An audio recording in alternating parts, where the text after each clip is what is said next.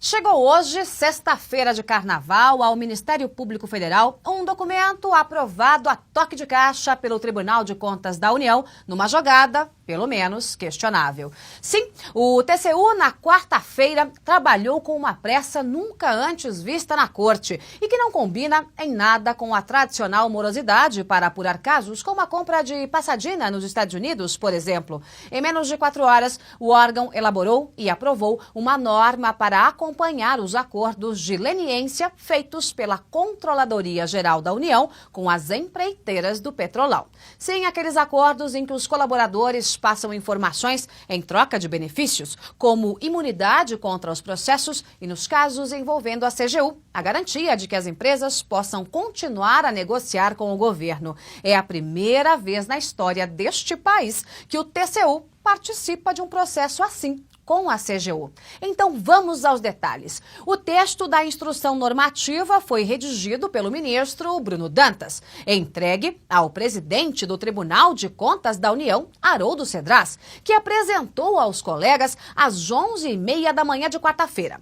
O relator, ministro José Múcio, foi rápido e às 2h30 da tarde o documento estava prontinho para ser aprovado. E foi meia hora depois. Os ministros abriram mão do prazo para apresentar emendas, o que seria normal num assunto tão importante. Mas ninguém discutiu nada. O Ministério Público Federal e o Ministério Público junto ao Tribunal de Contas, eles sequer foram consultados. O processo todo contou com a preciosa ajuda do advogado-geral da União, Luiz Inácio Adams, que percorreu todos os gabinetes do TCU antes da sessão. Fez campanha pela aprovação e foi bem sucedido. E aí você se pergunta, como assim? Como ele sabia do texto da norma se ela estava sendo apresentada naquele momento? O que o governo ganharia com a aprovação de tal instrução? Será que a jogada foi combinada antes entre a turma da AGU e o ministro Bruno Dantas? São perguntas que precisam de respostas, mesmo em tempos de folia lá pelos lados do Planalto.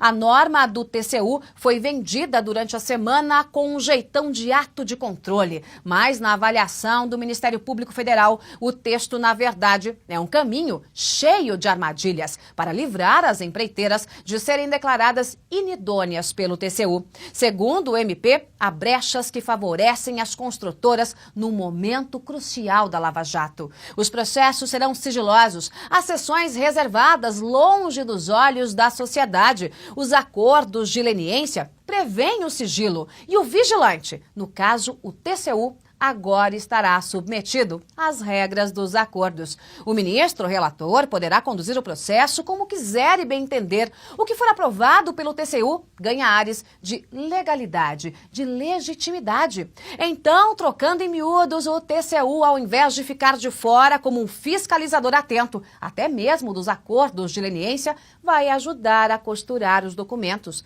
E a pergunta é, por quê? Porque só agora, na véspera de carnaval, com o Congresso de folga e de forma atabalhoada, sem a mínima discussão, o Tribunal de Contas da União entra nessa negociação?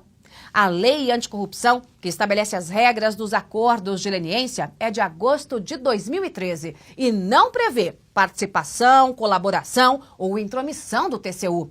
O temor do Ministério Público Federal é que um caminho seja pavimentado para um bom acordo e sem sanções como multas para os corruptores ou proibição de contratar com o governo, os donos das empresas fiquem desestimulados a fazer as delações premiadas. Eles, os empreiteiros, poderiam fechar o cerco em torno dos comandantes do propinoduto para salvar a própria pele. Com a pele salva, para que delatar?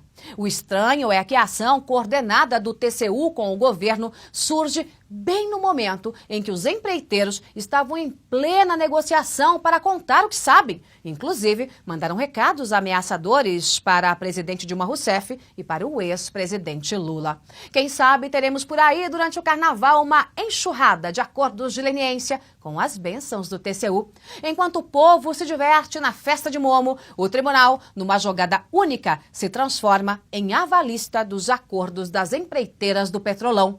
Bom para os empresários, bom para o governo, bom para a CGU, bom para a AGU e ruim, muito ruim para o país. Aqui em Veja, a TV de Veja.com, a gente tem lá do seu. E não se esqueça, a programação não para. Então já já a gente se vê.